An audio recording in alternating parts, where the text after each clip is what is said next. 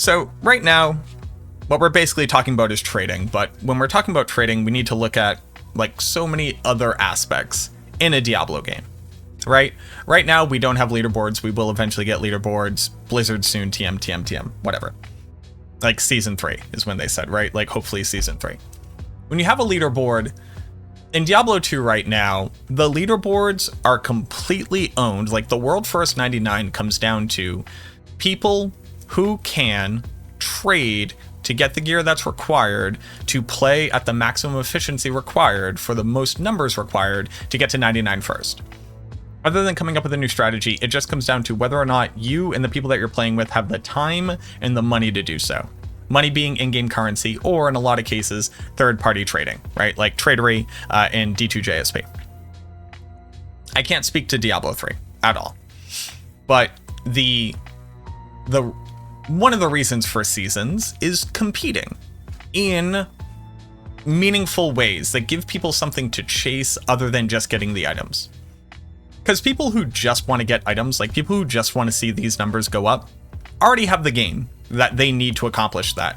You can argue about whether or not there's enough endgame. Developers agree, I agree, there's not enough endgame.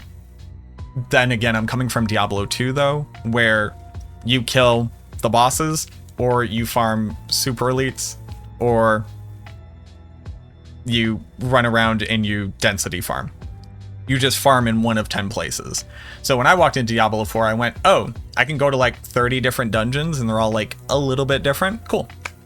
Good enough for me. Absolutely. I'm just here to see the numbers go up and to get more of the numbers and try to do challenges that I think that are interesting. But when leaderboards exist, who can compete in the leaderboard is directly related to who has resources. And if you limit trading, you add additional value to the leaderboards in general. Like, yes, people who have a massive amount of wealth on D2JSP are going to be able to buy like the perfect 4 out of 4 roll rings that they need or whatever. They are going to get to the gear sooner. There's still RNG aspects where it's like, did they find a unique that they need for their build? Do they have perfect aspects or whatever? Which can only be made up in time. So the moment that you can trade uniques and the aspects as well, the grind for items comes to a halt entirely. In Diablo 2, itemization is only as important as getting the stats that you need for your character to be efficient. And then people are literally just looking to farm items and pull a slot machine. People right now in Diablo 4 aren't impressed with itemization. Too many stats, I agree with that. Crafting is not strong enough, I agree with that as well. Like, I think that crafting you should be able to pick from like, okay, on my chest piece, I want to only roll for defensive items, and that means I'll use whatever. If I use a Blight Shade, I'll only see defensive affixes. If I use Howler Moss, I'll only see offensive, whatever. Like, they can improve on these systems. But right now, a major complaint in Diablo 4 is that the item grind is done when you're level 70. You get full ancestrals, you find all the aspects that you want, and then there's no reason to keep playing the game. Which, like, is strictly untrue, right? Most people who play Diablo games play them to just infinitely grind and get marginal increases in stats. For some reason in Diablo 2, it was okay that, like, you would never replace a piece of gear. You were looking for really, really, like, rare things. But if your build like didn't need a Mars kaleidoscope, finding one, while cool, doesn't matter because you weren't going to use it in the first place. So I've found like that dissonance between Diablo 2 and Diablo 4 very interesting. But when we're talking about like people who are complaining, we're talking about vocal minorities, we're talking about Reddit, we're talking about small subgroups of people. But as far as like legitimate criticisms that the game have right now, being able to trade rare items, I think, is a really, really good place. Because one, it means that your average person has a good chance of picking up a 3 out of 4 or a 4 out of 4 item and then being able to take that and sell that for gold. So they can take a thing that they find randomly and directly translate it into video game hours they don't need to play to grind. You can personally disagree with that. I think that that's good. Oh, I found a thing that I know has value because it has good stats, but I don't need it. I can go trade that. I think arguably what the game needs most is like an in-game auction house, and don't have your flashbacks to Diablo 3. I just mean a place where you can go, you can put an item up, you can see what other people are bidding, you put it up for that amount, you can buy it out. Very World of Warcraft. So that you don't have to go to third-party sites, etc. But the moment that you can trade aspects as well, aspects are the build defining things, right? Some uniques are build defining. Obviously, like Druid has a lot of examples of build defining uniques. But in general, uniques, and also like from the developers, uniques are supposed to be like cool things that you build around that change how you approach building your character without necessarily like gating a build. We create the meta, so we're going to define like what is and is not the meta in meta builds, and thus whether or not you are locked out from being able to play a build. Like right now, the Ring of Mendeln on the Necromancer is completely required to be able to play a summon-based Necromancer and actually be good. So I think that that's a place where like a unique item is failing. But they can't change that until they make Necro minions good on their own, so that's a whole other kettle of fish. But the moment that you can trade away build-defining aspects and uniques, you make it so that the leaderboards have much less value when they come out. And it also literally kills the desire to play the game for a lot of people who are currently complaining that they feel like their character build is done at level 70, so they're not inspired to continue playing the game. If you could just trade for all of the aspects that you need, that's done at level 60. Then you equip them, then you go, okay, the build does what it does, I'm done.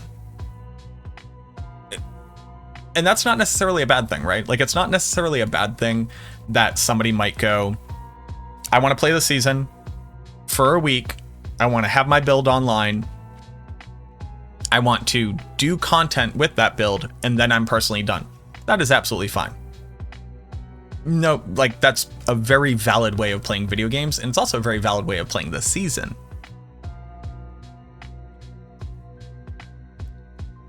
But I do think that being able to trade aspects and uniques causes more problems than it solves.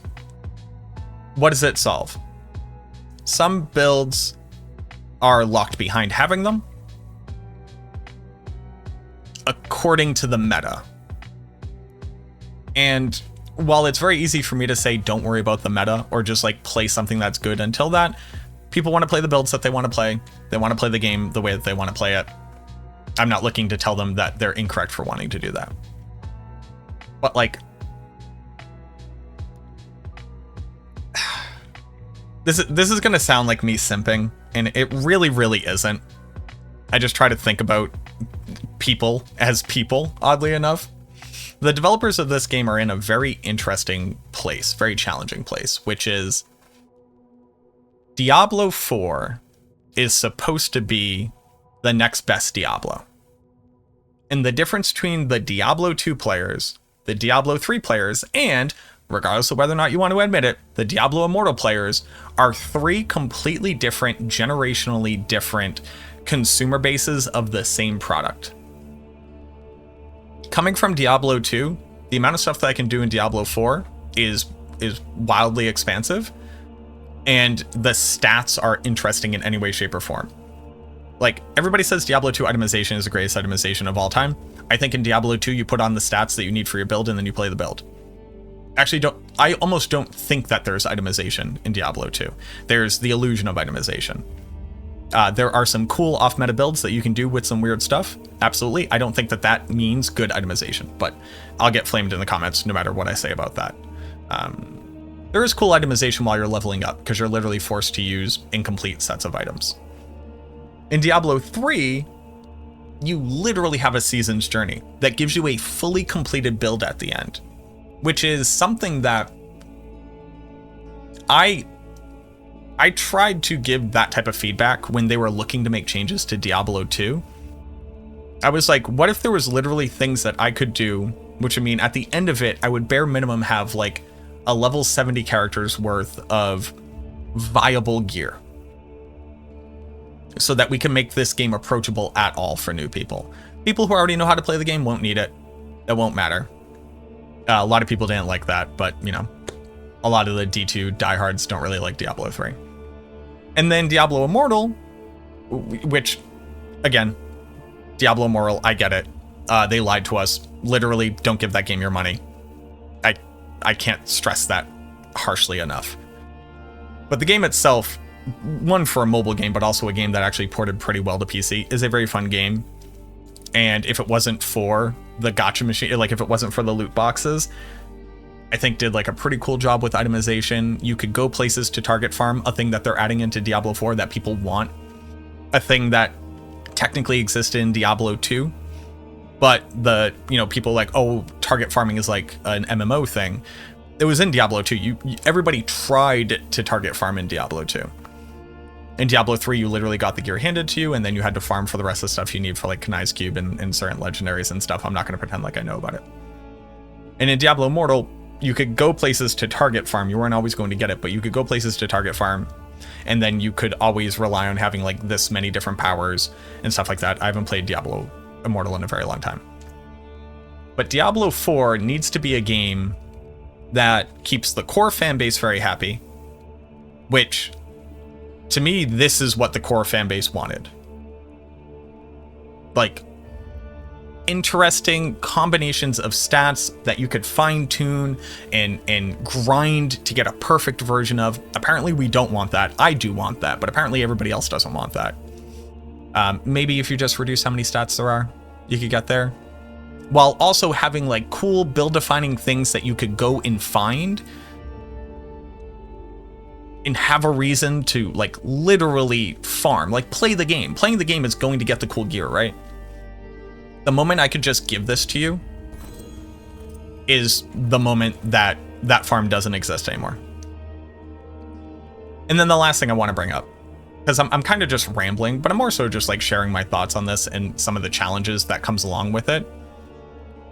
People go, well, I wish you could trade in a group. I wish you could trade in a group.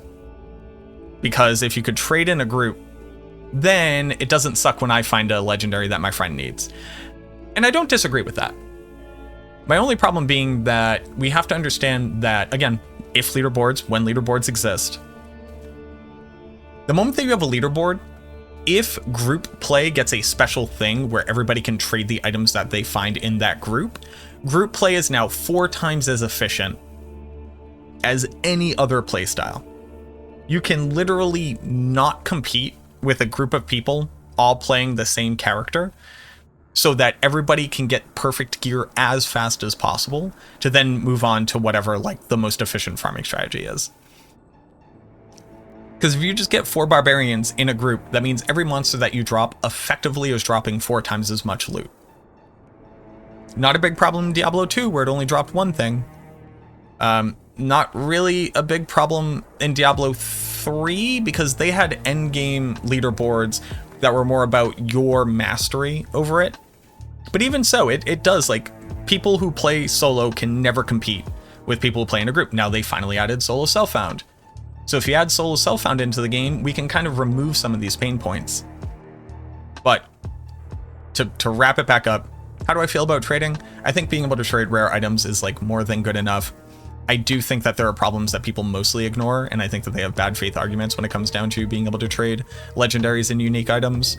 And I think as the game evolves and all the systems that we have given feedback, that they have recognized that feedback, get stronger, get better, and people are, like the game literally is updated to include that feedback, we start to remove pain points, and then we can come back and ask the question, do these problems still exist, and do we still need to change like foundational concepts in the game to be able to minimize the negative impact of them?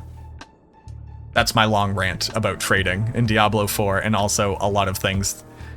But Diablo 4 is trying to like do the job of being the next best Diablo game and be what the D2 purists always wanted it to be, and to make good on all of the issues and the problems of Diablo 3, and to incorporate the new age gaming of Diablo Immortal without it being legitimately lying to us about loot boxes. You know, which, again, evil, heinous, don't give them your money. But it needs to, like, fulfill the needs of so many disparate groups of gamers, and also console players inside of that same minutia. And I think it's basically impossible for it to do that.